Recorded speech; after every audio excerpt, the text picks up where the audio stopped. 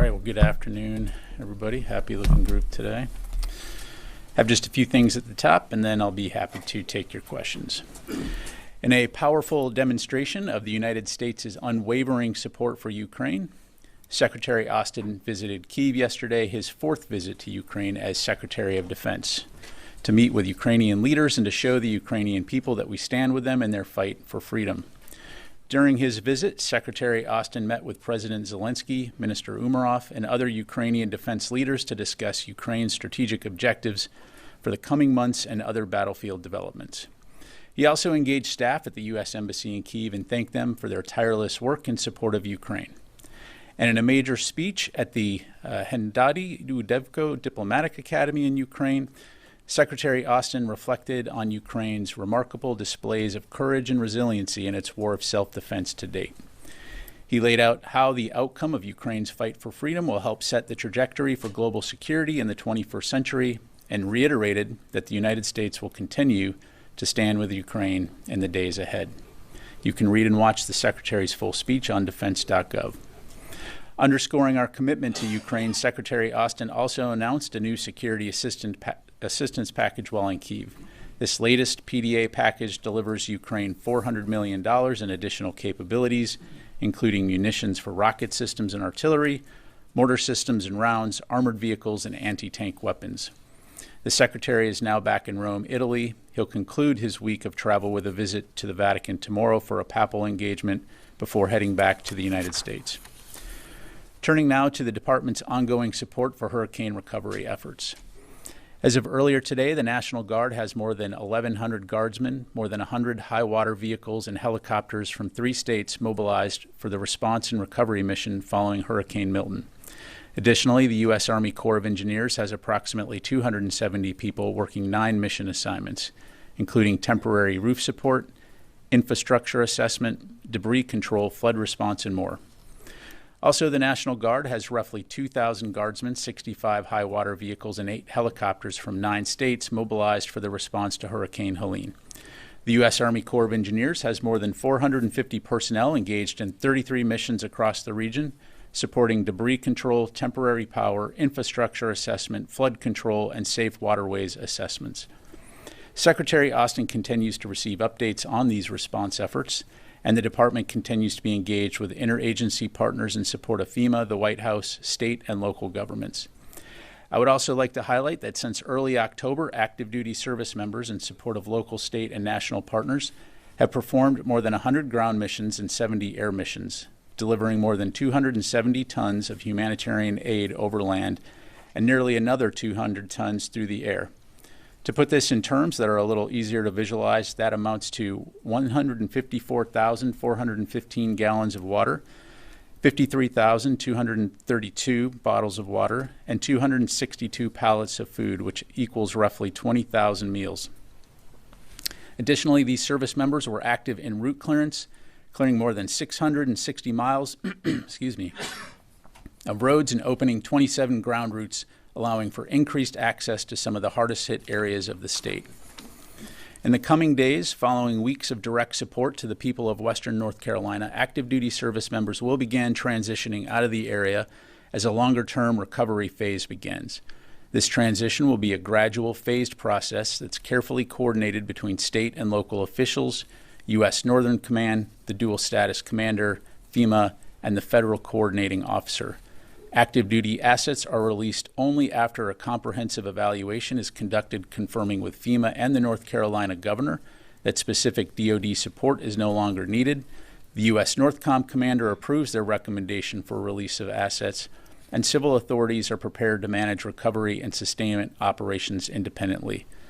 From the onset of this mission, the primary goal of DoD Title X assets and civil support was to provide immediate short-term assistance while state authorities, FEMA, and other federal agencies led the recovery efforts. It's important to note that while these active duty assets may be heading back to home station, the federal mission and federal support is not ending. As active duty service members transition out, the National Guard, FEMA, and other federal, state, and local agencies remain actively engaged to address ongoing needs, rebuild infrastructure, and aid communities in long-term recovery. The Secretary and his team are incredibly proud of the selfless service and sacrifice of all DoD service members involved in the hurricane response efforts, and he remains focused on DoD personnel and their families who may be impacted by the hurricanes. And finally, on Friday, October 18, U.S. Strategic Command announced the commencement of its annual Nuclear Command and Control exercise, Global Thunder. Global Thunder 25, or GT-25, involves personnel throughout the strategic enterprise, including U.S. STRATCOM components and subordinate units. The purpose of GT-25 is to enhance nuclear readiness and ensure a safe, secure, and effective strategic deterrent force.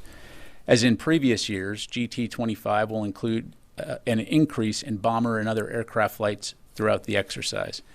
Exercises such as GT-25, which also involves personnel from the Pentagon, reinforce the importance of resiliency throughout the entire chain of command and are key to ensuring the department's ability to continue performing its mission-essential functions in any situation. In addition to U.S. personnel, GT-25 will involve key allied and NATO partners, including personnel from the United Kingdom, who will integrate into senior leadership teams and work across a broad spectrum of areas, offering policy support and operational insight. I do want to emphasize that this is an annual exercise and is not in response to actions by any nation or other actors or current world events. For any questions regarding the exercise, I recommend you contact U.S. Strategic Command Public Affairs. And with that, I'll be glad to take your questions. First question will go to Lita Baldor, Associated Press. Thank you, Pat. A couple questions on the leak. Can you say whether or not the Secretary has had any discussions with his counterpart or any other Israeli leaders on this leak and to sort of fill them in on what the U.S., at least as of now, thinks happened? And has the Pentagon or the military taken any steps at this point to either determine if there are other leaks out there or to sort of stop or prevent anything additional from going out? And I have one follow-up. Okay. So just to confirm, you're asking whether or not the department has been in contact with the Israelis? Yes. Yeah. Yes, we have, but I'm just not going to be able to get into private discussions on that. And then, I'm sorry, the second part? Can you say if it was actually the Secretary that spoke with The Secretary has spoken with his counterpart, but again, I'm just not able to get into details on that. Okay. And the second part was, can you talk about any steps that the department has taken either to shut down any possible additional leaks or locate where this came from? Yeah, look, I mean, again, as you heard earlier today, the FBI is investigating the alleged leak of classified documents and working closely with the Department of Defense and the intelligence community on this. The investigation is in its first few days, so it's important to let that investigation run its course. As it relates to the safety or the safeguarding of sensitive information, that is, of course, something that we take incredibly seriously here at the Department of Defense, and will continue to do so. But as it relates to this particular allegation, as I'm sure you can appreciate, because it's under investigation, I'm just not going to be able to offer any more comment. And you said you had a follow-up? I have one quick follow-up. There's obviously been one Defense Department employee who has been named on social media. Can you say whether or not that person or anyone else has had either their security clearance limited or anything as a result of this investigation so far? Yeah, again, as I just highlighted, this investigation is in its first few days, and it's important to let the investigation run its course. To my knowledge, this official is not a subject of interest, and the department remains fully committed to supporting the investigation, and I'll just leave it there. Matt. Thanks, Pat. There have been reports of a joint U.S.-Iraq operation against ISIS, and the Iraqi prime minister said that the top ISIS leader in the country was killed. What can you tell us about this? Thanks, Matt. What I can tell you is that overnight, CENTCOM and Iraqi security forces conducted a partner raid in Iraq targeting several senior ISIS leaders. The raid resulted in the death of multiple ISIS operatives.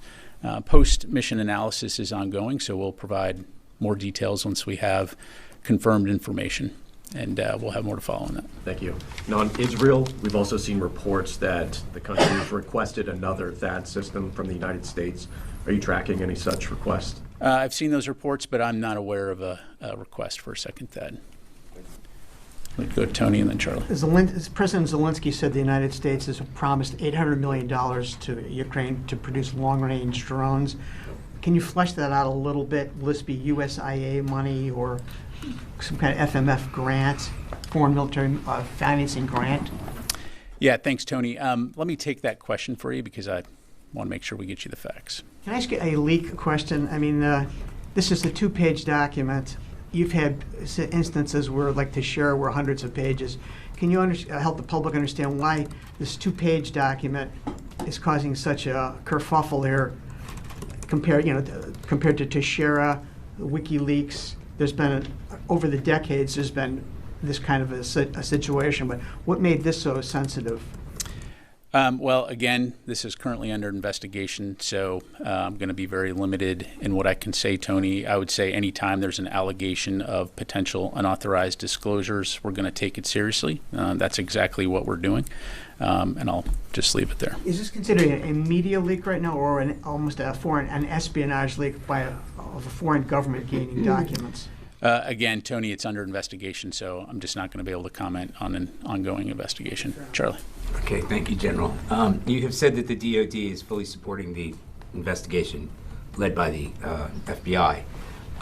Who at the DoD? Which departments, which personnel are involved in this? Yeah, what I would tell you, Charlie, is DoD is fully supporting. The FBI is the lead on this investigation, so I'd refer you to them for any questions. But aren't there representatives of the DoD that are part of the investigation? I just said that the department is fully supporting, but I'm not going to have any more details to go to provide beyond that. So, Tom. Thanks, General. Two different questions. We have a story today showing that 15 UNIFIL peacekeepers were injured when the IDF apparently deployed white phosphorus by their base in southern Lebanon this month. Can I ask, what is the DoD's view on the use of white phosphorus in war, and would the Pentagon have any concerns about it being used by or near UNIFIL bases? So, as far as Israeli operations go, Tom, I'd have to refer you to them to talk about that. Broadly speaking, white phosphorus is used essentially as a signaling, capability that you can use to hone in on targets or to also provide smoke capability. But yeah, so it does have a legitimate use in combat operations. Okay, and then separately, 64 Democrats in Congress yesterday wrote to President Biden calling for him to push Israel to allow unimpeded access for American and international journalists into Gaza.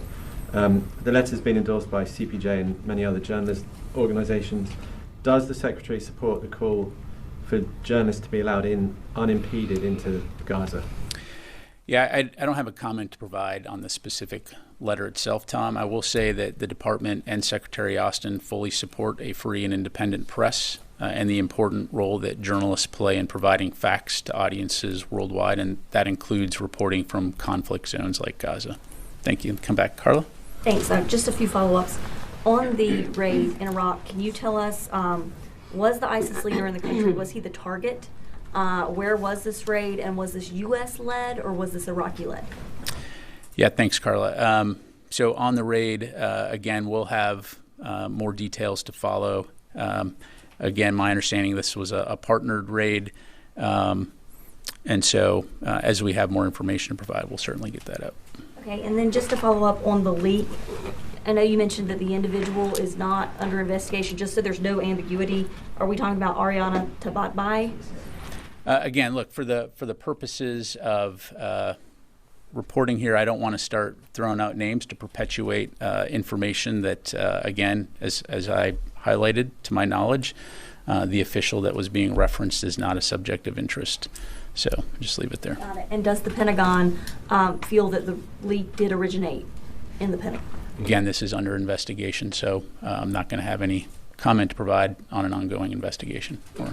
Pat, just a follow-up on the leak. Can you help us understand why the Pentagon isn't conducting its own investigation? You said you're supporting the FBI. Why isn't DoD conducting its own either joint or separate investigation into the leak or how the system failed or broke down in this case? Well, I'm just giving you a statement of fact here, Orrin, and that is that the FBI is investigating the alleged leak and working closely with the Department of Defense and the intelligence community. And I'll just leave it there. Let me go back. Yes, ma'am. Row. Yep. Thank you. On Sunday, U.S. 7th Fleet destroyer conducted the transit through the Taiwan Strait with Canadian Navy. So what message was the U.S. trying to send to China, given China's recent military drills around Taiwan? Yeah, thanks for the question. The Arleigh Burke-class guided missile destroyer USS Higgins and Royal Canadian Navy Halifax-class frigate HMCS Vancouver conducted a routine Taiwan Strait transit on October 20 through waters where high seas freedom of navigation and overflight apply in accordance with international law. The ship's transit through the Taiwan Strait demonstrates the U.S. and Canada's commitment to a free and open Indo-Pacific. The United States military flies, sails, and operates anywhere international laws allows. So, thank you very much. Yes, sir. Thank you, General. Yesterday, Amos Hochstein, the envoy of President Biden, said when he was in Beirut that the conflict between Israel and Hezbollah had escalated out of control. So does the Secretary Austin still there is a pathway for the diplomatic, like a ceasefire in any way in Lebanon? The short answer is yes. You know, he does. And we think that it's important that we get to a cessation of hostilities through diplomatic means as soon as possible. And he's made that very clear, as has the department and other U.S. officials. You've got Secretary Blinken, of course, in the Middle East right now, working toward that end. So ultimately, again, we fully support Israel's right to defend itself, but we also believe that the best way to reduce the tensions that we see right now are through diplomatic means. And so we'll continue to work closely throughout the interagency and with our partners in the region toward that end. General, there is some reports claiming that the U.S. and Israel have been reached an understanding on the specific targets that could be for the Israeli if they want to retaliate Iranian in the maybe coming times. Do you confirm that report?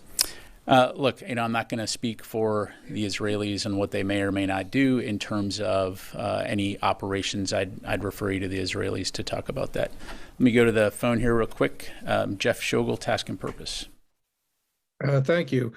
Our sister publication, The War Zone, is reporting that 11,800 North Koreans have deployed to Russia to fight in Ukraine, including some that are expected to fight in the Kursk region in Russia. I want to know, now that the DoD has had time, can it say whether North Korea has deployed troops to Russia to fight in Ukraine? I know you might say this is a question for Russia and North Korea, but their public affairs apparatus is lacking, and quite frankly, you're nicer. Thanks, Jeff. In terms of updates, Jeff, in order to, give you the facts as I know them, right now we're looking into those reports. As you've heard us say, that this development would mark a dangerous and highly concerning development, but we'll continue to keep you updated on information as we are able to make it available, and of course are consulting with our allies and partners in the region and around the world on this topic. Thank you. Let me go to Mike from Washington Times.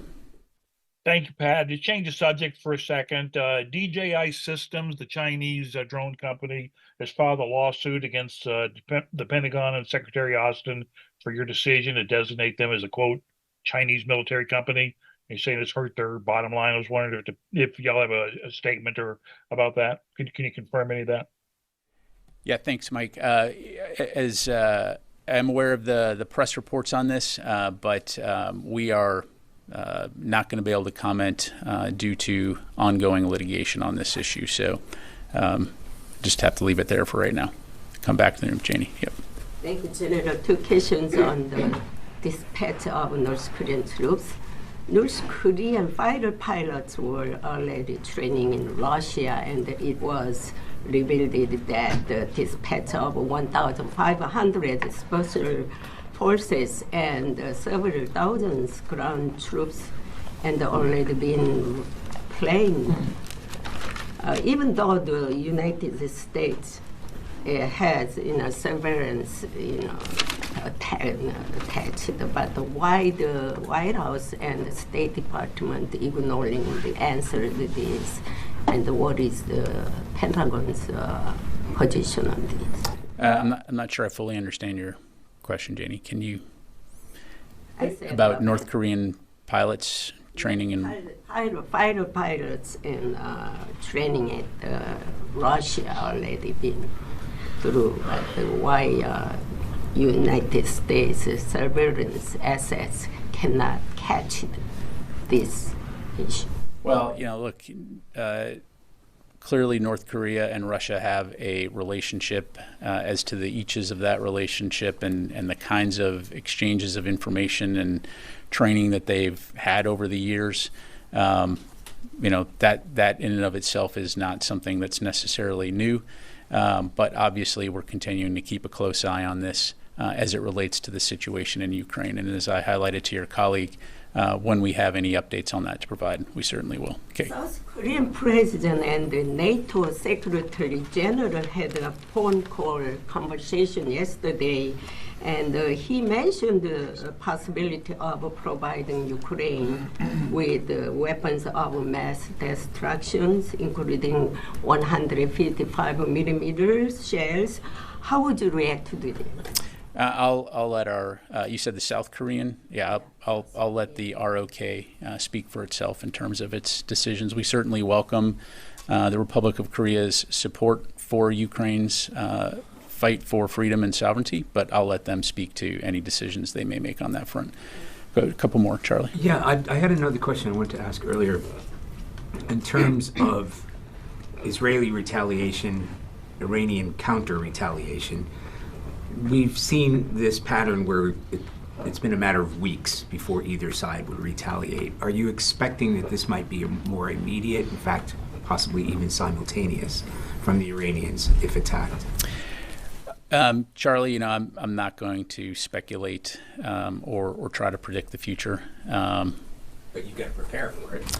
We prepare for a wide range of contingencies. And so, again, our focus has been on working with partners throughout the region to try to prevent the current tensions from spiraling into a wider conflict. I will say that continues to be our overarching aim, recognizing, again, that Israel faces multiple threats, and we'll do our part to help support their defense. But as far as what Israel may or may not do and Iran may or may not do, I'm just not going to get into speculating or talk about hypotheticals. For instance, having the THAAD in place before Israel retaliates, does that play into the calculus? Look, I think the THAAD, as we've highlighted, augments the air defense capability that we already have in the theater, and the context is twice now Iran has conducted massive missile and drone barrages against Iran. So this augments the air defense capability that we have in the region, as well as provides additional protection for our forces and our American citizens who are in the Middle East. Last question, Matt. So a quick follow-up on that partnered operation in Iraq.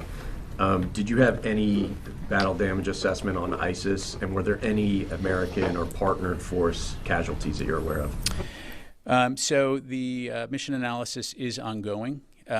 We do have reports of 2 U.S. service members that were injured. I don't have more to provide at this time, Matt. My understanding is that both of them are in stable condition being treated for their injuries, but certainly we'll have more to provide on that as it becomes available.